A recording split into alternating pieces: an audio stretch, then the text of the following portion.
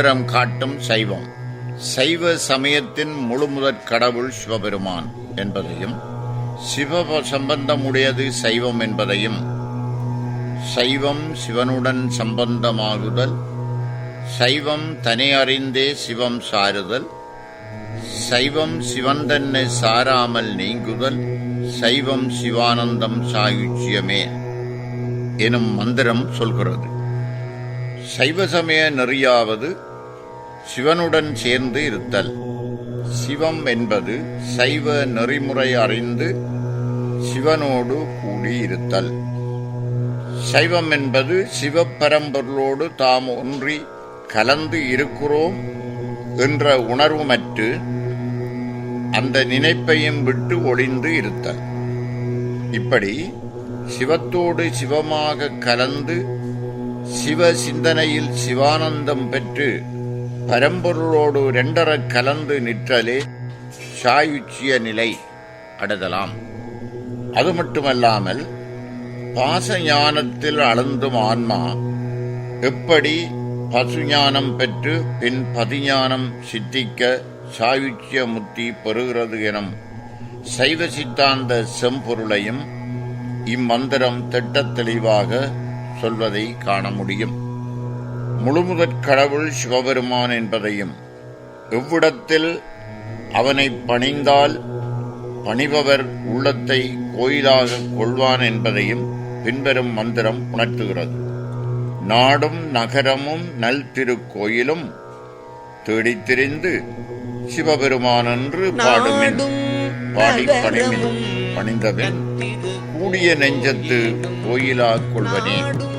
நாடு நகரங்கள் எல்லாம் நல் திரு கோயில்கள் இருக்கின்ற இடங்கள் என்று தேடிப்போய் அங்கெல்லாம் இருக்கின்ற சிவ பரம்பொருளை கண்டு சிவபெருமானை என்று பணிந்து போற்றி பாடுங்கள். பாடி பரவி வணங்கி நில்லுங்கள். இப்படி வணங்கி பணிந்தால் பணிபவர் உள்ளமே கோயிலாக கொண்டு எழுந்தருளுவான் பரம்பொருள் என இம்மந்திரம் கூறுகின்றது. அது மட்டுமல்ல, சைவ சித்தாந்தம் கூறும் முப்பொருள் உண்மையையும் திருமந்திரம் சித்தாந்த சாஸ்திரங்கள் தோன்றுவதற்கு முன்னே கூறிவிட்டது. முப்பொருள்கள் பதி பசு பாசம் என்னும் மூன்று. அவை மூன்றும் அனாதியான உள்பொருள் என்பதை பதி பசு பாசம் எனப்பகர் மூன்றில் பதியினைப் போல் பசு பாசம் அனாதி, பதியினை சென்றணுகா பசு பாசம், பதி அணுகில் பசு பாசம் நிலாவே என்கிறது மந்திரம். பதி பசு பாசம் என்று சொல்லப்படும் மூன்றில் இறைவனைப் போலவே உயிர்களும் அவற்றை பற்றியிருக்கும் பந்த பாசங்களும் அனாதியானவை. தலைவனாகிய இறைவனை ஆன்மாக்கள் அணுகுவதில்லை.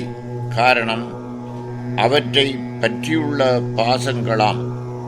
ஆனால் இந்த ஆன்மாக்கள் தலைவனாகிய பதியை நெருங்கினால் அவற்றை பீடித்துள்ள பாசங்கள் நில்லாது விலகிப்போம் எனும் சைவ சித்தாந்த உண்மையை இம்மந்திரம் சொல்கிறது.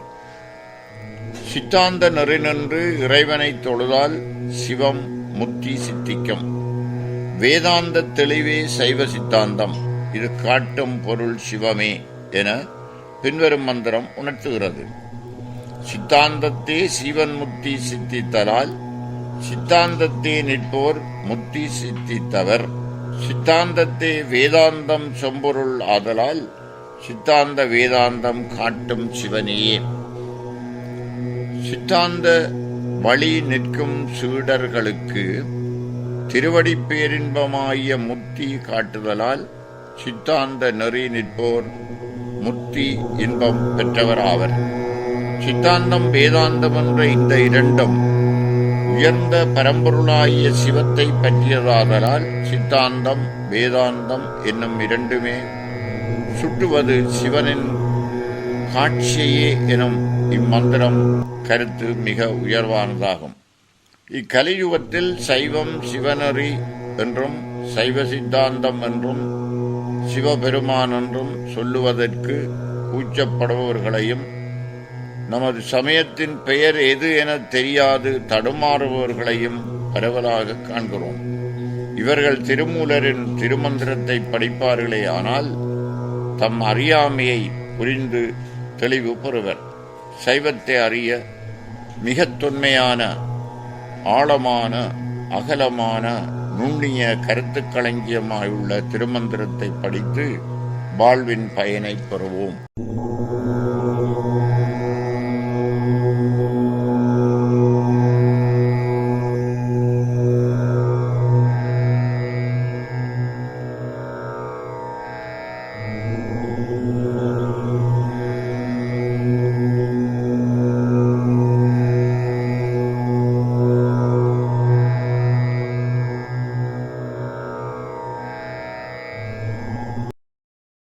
மூவகை தெய்வத்து ஒருவன் முதல் உரு ஆயது வேறாம் அதுபோல் அணுப்பரன் சேய சிவமுத்துரியத்து சீர்பர ஏயும் நெறியென்று இறைநூ இயம்புமே.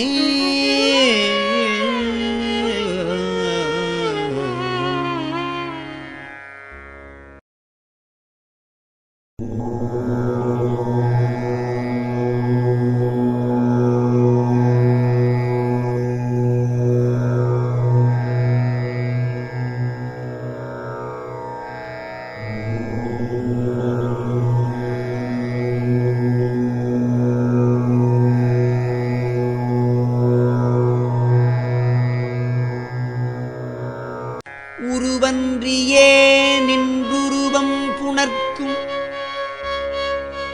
கருவன்றியே நின்று தான் கருவாகும்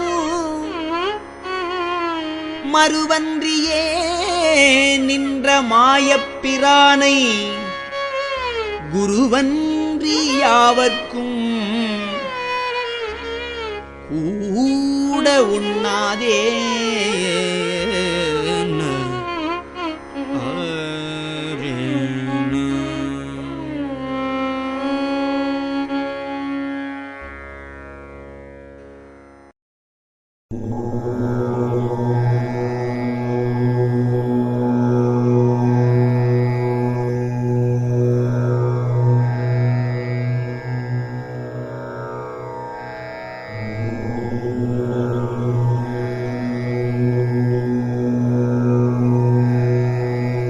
உருவம் நினைப்பவர்க்கு உள்ளுறும் சோதி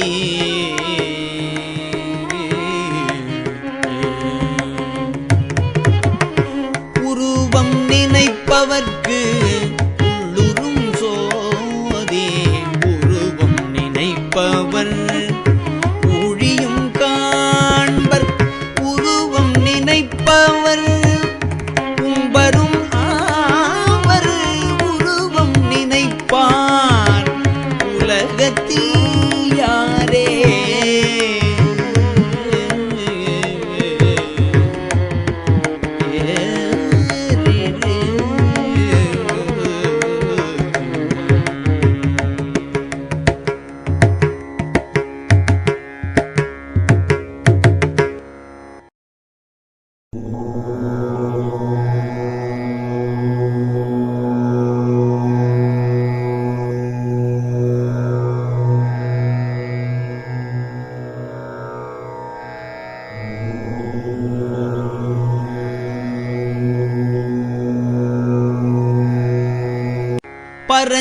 பரஞ்சோதியாகும் பதியினை பற்ற பரஞ்சோதியாகும்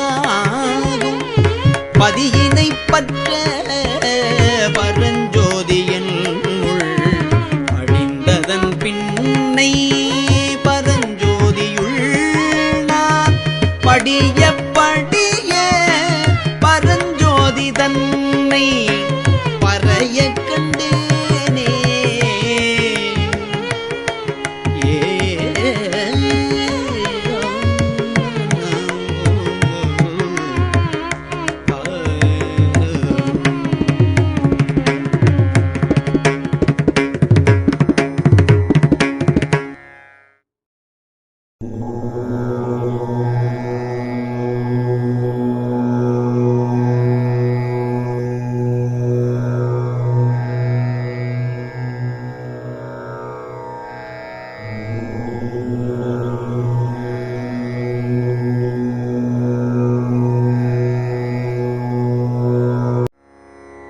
சொரூபம் உரூபம் குணம் கொல் விழுங்கி சொரூபம் உருவம் குணம் தொல் விழுங்கி அரியன உட்பலம் ஆமாறு போல சொரூபம் உருவம் குணம் தொல் விழுங்கி அரியன உட்பலம் ஆமாறு போல மருவிய சத்தியாதி நான்கும் மதித்த சொரூப குரவல் சுகோதயத்தானே